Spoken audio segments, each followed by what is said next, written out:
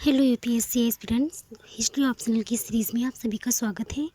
और जैसा कि हम लोगों ने जो पीछे लेक्चर हुआ है उस पे अशोक के धम्म के बारे में, अभिलेख के बारे में काफ़ी कुछ पढ़ लिया था। तो जैसा कि मैंने प्रॉमिस किया था कि 2-3 दिन में मैं एक वीडियो अपलोड करती रहूँगी, तो उसी प्रॉमिस के चलते आज मेरा तीसरा वीडियो है 2 दिन के अंदर, मतलब 2 या 3 दिन के अंदर। तो बिना किसी देरी के चलिए लेक्चर स्टार्ट करते हैं। जैसे अशोक के द्वारा सम्राट की भूमिका में किया गया परिवर्तन, कि मतलब पहले के सम्राटों में और अशोक के बाद के जो सम्राट हुए, अशोक के समय मतलब अशोक खुद एक सम्राट थे, तो इन्होंने मतलब क्या परिवर्तन किया इसके बारे में देखते हैं। तो जैसे अशोक ने मौर्य साम्राज्य में राजा की स्थिति को लोक कल्याण के संदर्भ में परिभाषित किया। क्या किया इन्होंने, मतलब सम्राट को एक लोक कल्याण के संदर्भ में परिभाषित किया। उन्होंने स्पष्ट रूप से घोषणा कर दी कि सभी मनुष्य मेरी संतान हैं और सर्वलोकहित ही मेरा कर्तव्य है।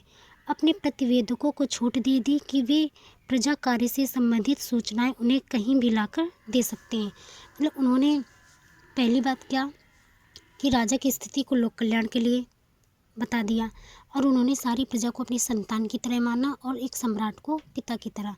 और तीसरा ये मतलब छूट दे दी कि कोई भी सूचना उनके प्रतिवेदक, मतलब जो उनके जैसे किसी को कोई प्रॉब्लम होती थी तो वो डायरेक्ट जाके सम्राट से या राजा से कह सकते थे। तो ये 3 मेन पॉइंट हो गए। अब आगे लोक कल्याण के कार्यों को अशोक ने व्यवहारिक धरातल पर भी किया। जैसे उन्होंने क्या क्या किया, उन्होंने मनुष्यों और पशुओं के लिए चिकित्सालय बनवाए। जो औषधियाँ इस देश में नहीं थी उन्हें बाहर से मंगवाया। सराएं बनवाई। सराएं किन्हें कहते थे, जैसे व्यापारिक मार्ग ये होते थे तो उनके बीच में मतलब रुकने की जगह, ताकि व्यापारी या जो राहगीर होते थे, जैसे कहीं आने जाने वाले लोग, तो वहाँ पर आकर मतलब थोड़ा ठहर सके, वहाँ पर पानी वगैरह पी सके। सराएं बनवाई, कुएं खुदवाए, सड़कों के दोनों ओर छायादार वृक्ष लगवाए। तो मतलब ये लोक कल्याण के हित के काफ़ी काम किए। कुछ कुएं खुदवाए और प्रजा को सुख प्रदान करने के लिए नौकाशाही में परिवर्तन किया। उसे लोक कल्याण में नियोजित किया। रज्जुकों को न्यायिक अधिकार प्रदान किए और न्यायिक क्षेत्र में समानता की अवधारणा लागू करते हुए प्रजा का हाल जानने के लिए स्वयं 256 रातें धम्म यात्रा पर बिताई। मतलब प्रजा के हाल को जानने के लिए उन्होंने क्या किया, मतलब चुपके से, ये नहीं कि राजा जी आ रहे हैं तो उनके लिए एक पर्टिकुलर व्यवस्था की जाए। उन्होंने बिना किसी से बताए चुपके से मतलब वो जाया करते थे रात में, और लोगों का मतलब हाल जानने के लिए, लोगों को कौन सी समस्याएं हैं और उनका राज्य का शासन कैसे चल रहा है। कौटिल्य के अर्थशास्त्र में राजा को यह सलाह है कि जब राजा महल में बैठा हो तो बाहर प्रजा से प्रतीक्षा न करवाएं। मतलब कौटिल्य के अर्थशास्त्र में क्या दिया हो गया है कि अगर राजा महल में बैठे हैं तो प्रजा उनसे मतलब प्रजा से वो प्रतीक्षा न करवाएं। मतलब कि जैसे अगर प्रजा उनके दरबार में आ गई है तो राजा ये नहीं कि महल ही में बैठे रहें, मतलब उनको उस क्या कहते हैं कि अपने प्रजा के सामने उनको आना होगा और निर्णय देना होगा। मतलब जो भी उनकी समस्याएं होंगी उनको हल करना होगा। अशोक ने अपने प्रतिवेदकों को इसी कारण से कभी भी कहीं भी प्रजा की सूचना लाने को कहा था। मंत्रिपरिषद को कौटिल्य ने राजा की सहायक रूप में रखा था, जिसमें मंत्रिपरिषद सलाहकारी भूमिका तक सीमित थी। अशोक के तीसरे शिलालेख से ज्ञात होता है कि आदेश लिखे जाते थे। छठे शिलालेख से ज्ञात होता है कि मंत्रिपरिषद को संशोधन का अधिकार था, किंतु ऐसा प्रतीत होता है कि ये अधिकार सिर्फ सलाह देने तक ही सीमित था। अब देख लेते हैं जैसे रोमिला थापर जी ने क्या कहा है। उनके अनुसार अभिलेखों में अशोक का रवैया गर्वीला है और ऐसा नहीं लगता है कि मंत्रिपरिषद किसी प्रकार से आधुनिक कैबिनेट की भांति अपने राजा पर नियंत्रण रखती थी। युवराजों की भूमिका को संवेदनशील प्रांतों के संदर्भ में स्वीकार किया गया था। अशोक ने स्थानीय मंत्रिपरिषद को अधिकार देकर युवराज की भूमिका को सीमित करने की कोशिश की थी। हालांकि उसकी नियुक्ति अभी भी संवेदनशील प्रांतों पर ही होती थी। तो ये हो गया थोड़ा सा अशोक की सम्राट भूमिका में परिवर्तन हो गया कि इन्होंने मतलब क्या क्या। तो एक तरह से अगर पूरा निष्कर्ष निकाल के देखें तो यही देखने को मिलता है कि उन्होंने लोक कल्याणकारी राज्य की स्थापना का प्रयास किया था। और जो शासक था उनको मतलब एक पिता की तरह अपनी प्रजा का संरक्षण करना था, उनकी देखभाल करनी थी। और हाँ, वीडियो के बीच में मैं थोड़ा सा एक बात आप लोगों से बोलना चाहती हूँ। इतनी मतलब मेहनत से मैं वीडियो बनाती हूँ, पर ना ही आप लोग लाइक करते हो, ना ही कमेंट्स और शेयर की तो चलो बात ही नहीं, क्योंकि ये सबके लिए तो यूज़फुल है नहीं। तो मैं तो ये बिल्कुल नहीं कहूँगी कि सबको आप भेजो, लेकिन कम से कम जो लोग देखते हैं ये वीडियो तो प्लीज़ एक लाइक और एक कमेंट्स प्यारा सा कर दिया करिए। क्योंकि अगर ये लेक्चर अगर आप लोग परचेज़ करके पढ़ोगे तो एक तो समय भी लगेगा, 1.5-2 घंटे की क्लास होती है। पूरा मैं 1.5-2 घंटे का जो पूरा जैसे जूस टाइप का होता है ना, वो 20 मिनट में पूरा समझा देती हूँ। तो प्लीज़ थोड़ा वैल्यू समझिए मेरे लेक्चर की, और एक लाइक और एक प्यारा सा कमेंट्स कर दिया करिए, और आप लोग सपोर्ट करिए ताकि हम और भी अच्छे से आप लोगों को कंटेंट दे सकें और अच्छे से समझा सकें। अब आगे देखते हैं।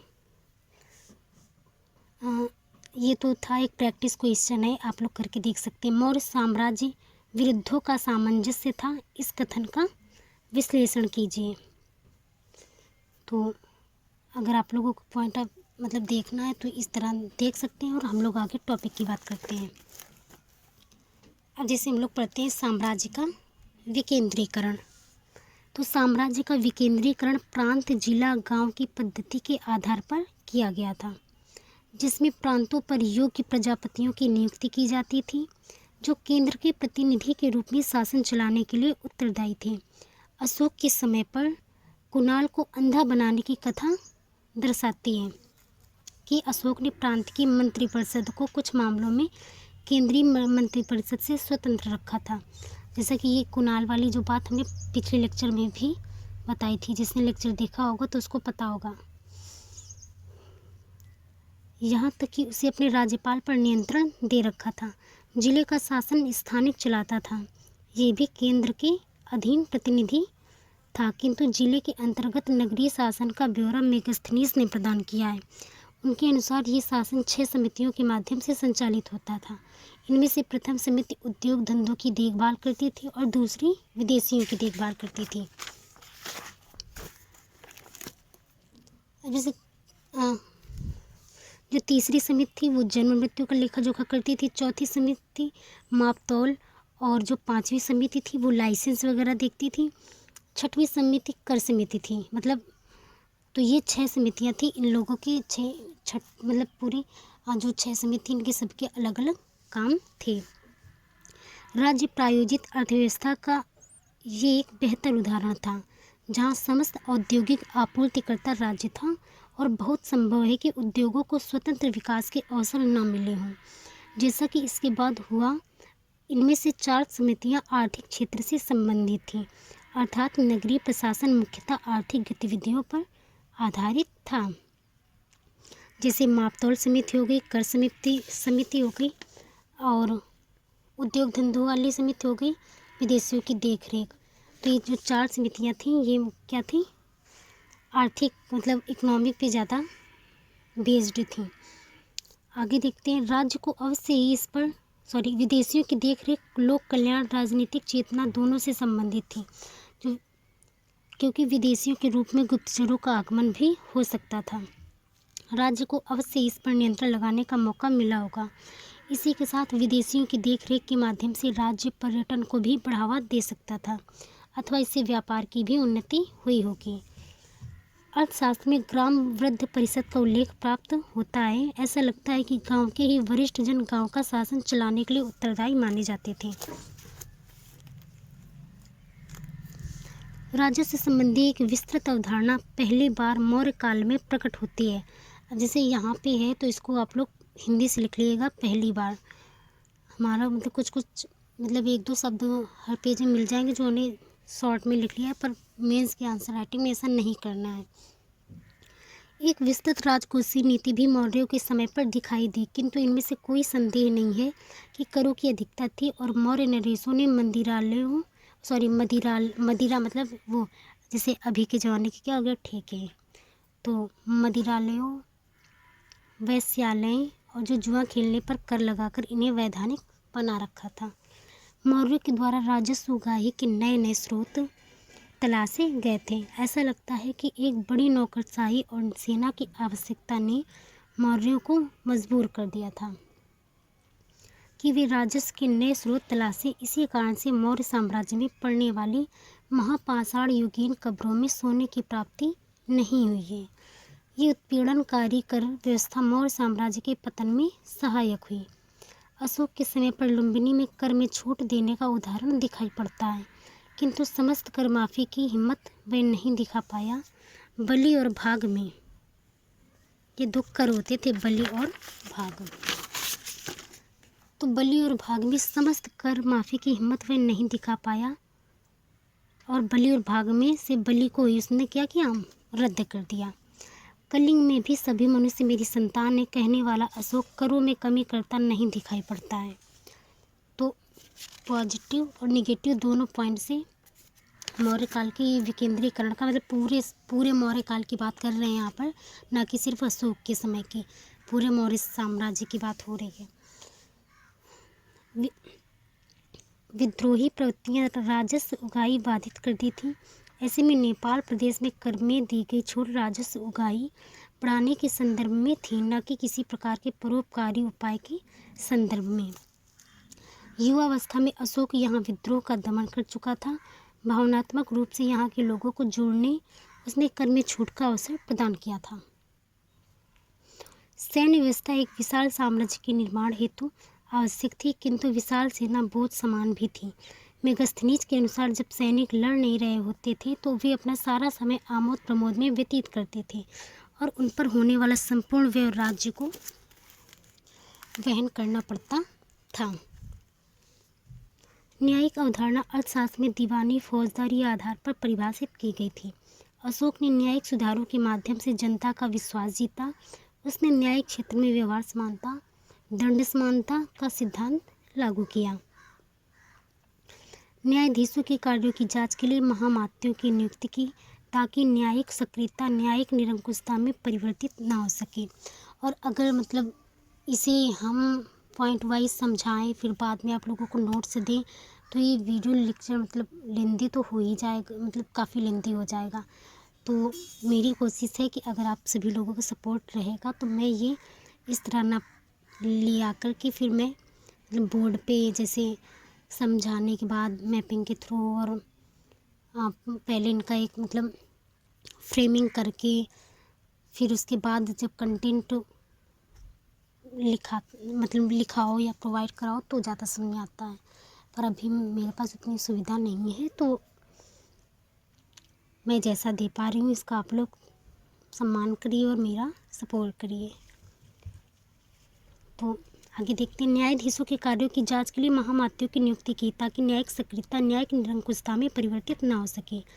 रज्जुकों को दिए गए न्यायिक अधिकार वर्तमान ग्राम न्यायालय के समतुल्य थे। इन्हें मोबाइल कोर्ट भी कह सकते थे, क्योंकि आम जनता जब अपनी छोटी छोटी समस्याओं के लिए केंद्र पर निर्भर रहती है तो उसमें असंतुष्टि की भावना आती है। अशोक ने स्थानीय स्तर से न्याय सुलभ करा के समस्या का समाधान और निदान किया। इसीलिए वह रज्जुकों की तुलना वह कुशलधारा से करता है। कुशलधाएं न्यायिक मुकदमे विचाराधीन कैदी राज्य की आय पर बोझ समान होते हैं। मुकदमों के जो त्वरित निपटान से राज्य को अवश्य ही राजस्व में लाभ पहुंचा होगा। कौटिल्य के अर्थशास्त्र में अधिकारियों को ऊंचे वेतन प्रदान किए गए। समाहर्त पुरोहित जैसे लोगों को 48,000 पड़ का वेतन दिया गया है। इनके बीच विभागीय संरचना स्थापित की गई थी। इनमें प्रत्येक विभाग के अध्यक्ष नियुक्त किए जाते थे, जिनका कार्य उस विभाग की सफलतापूर्वक संचालित करना था। अर्थशास्त्र में 26 के आसपास अध्यक्षों का उल्लेख है। इनमें से कुछ महत्वपूर्ण विभागों के अध्यक्ष निम्न प्रकार हैं। तो जैसे अकाराध्यक्ष, लौहाध्यक्ष, विविता, पौतवा, लक्षण, नवा और संस्थाध्यक्ष। तो इनके सभी लोगों के काम अलग अलग होते थे। जैसे अकाराध्यक्ष का काम क्या था, विभिन्न प्रकार की खानों के ये अधीक्षक थे। लौ अध्यक्ष का क्या काम था, ये लोहे के खानों पर नियंत्रण करने वाले होते थे। विविता मतलब चरागाह, जानवरों को जो चरागाह की भूमि मतलब होती थी वो। पौतवा मापतौल विभाग के अध्यक्ष होते थे। जो लक्षत थे वे सिक्के ढालने वाले, और नवाध्यक्ष जहाज रानी विभाग के अध्यक्ष। जहाज रानी मतलब क्या हुआ, जो समुद्र में क्या बोलते हैं उन्हें, समुद्र में जो जहाज चलते हैं। जो संस्था अध्यक्ष थे वे व्यापारिक मार्गों का जो विभाग था उनके अध्यक्ष होते थे। जो मुद्रा अध्यक्ष थे वो पासपोर्ट विभाग के अध्यक्ष थे। ये अध्यक्ष आर्थिक क्रियाओं के संचालन, परिवहन की देखरेख, नियंत्रण, पशुओं की देखभाल और सामाजिक संदर्भों से जुड़े हुए थे। नगद वेतन आधारित नौकरशाही का ये बेहतर उदाहरण था। इनके माध्यम से राज्य विभिन्न क्षेत्रों में कार्यदक्षता बढ़ा सका होगा, साथ ही प्रभावशाली नियंत्रण राज्य के प्रत्येक अंग पर बना सका होगा। अध्यक्षों को सीधे केंद्र से निर्देश प्राप्त होते थे। ऐसे में राज्य के विभिन्न अवयवों में समायोजन भी आसान हो गया होगा। केंद्रीय स्तर से लेकर ग्रामीण स्तर तक समन्वय बनाने में ये अध्यक्ष महत्वपूर्ण भूमिका निभाते रहे होंगे। अशोक ने युक्त रज्जुक प्रादेशिक नामक पदाधिकारियों को राज्य में प्रति 5वें वर्ष निरीक्षण पर भेजा। उज्जैनी और तक्षशिला में ये प्रति 3रे वर्ष जाते थे। मतलब अशोक ने क्या किया, जो इन्होंने मतलब नियुक्त रज्जुक जो रज्जुकों को नियुक्त किया था उनको ये हर 5 साल में राज्यों में भेजते थे, और हर 3 साल में उज्जैनी और तक्षशिला में भेजे जाते थे, ताकि वहाँ का निरीक्षण करो कि कैसा क्या चल रहा है सब कुछ। फिर आगे देखते हैं। और नौकरशाही पर नियंत्रण रखने के लिए स्वयं 256 रातें धम्म यात्रा पर बिताई गई। अशोक की 12वें शिलालेख में 3 नए पदाधिकारियों का भी उल्लेख मिलता है,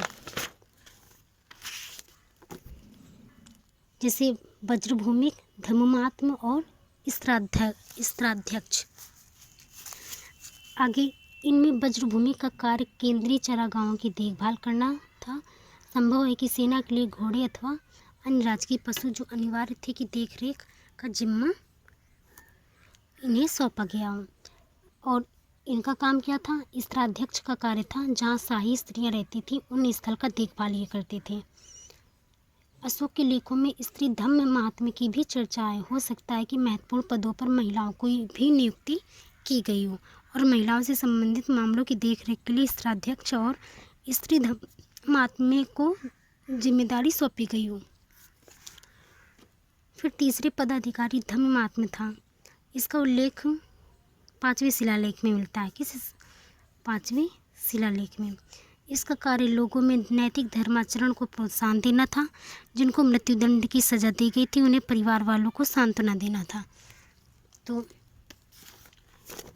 इतना हो गया। अब फिर आगे देखते हैं। जैसे अशोक ने अपने प्रतिवेदकों को ये भी छूट दी थी कि वे जनता के कार्यों से संबंधित सूचनाएं उसे कहीं भी प्रदान कर सकते हैं, चाहे वह अंतापुर में हो या रसोई घर में या उद्यान में। अशोक के द्वारा नौकरशाही की प्रजाहित के लिए समर्पित करने के कारण ही उसने रज्जुकों की तुलना एक कुशल ढाई से की थी। मौर्यकालीन नौकरशाही का यह स्वरूप कई प्रकार से सकारात्मक और नकारात्मक, शॉर्ट में लिखा है पॉजिटिव और नेगेटिव, इसको आप हिंदी में लिख लें, सकारात्मक और नकारात्मक तत्वों से मुक्त था। अब इनके जो सकारात्मक तत्व हैं और जो नकारात्मक हैं वो कल हम देखेंगे। और अगर आप लोगों को लग रहा है कि बहुत ज़्यादा लेंथी हो गया है तो एक बार फिर से बता दो, ये मेंस का सिलेबस है, इसको आप एक बार पढ़िए और इसमें जैसे कुछ चीज़ें रिपीट हुई हैं तो उनको आप मतलब कट कर सकते हैं।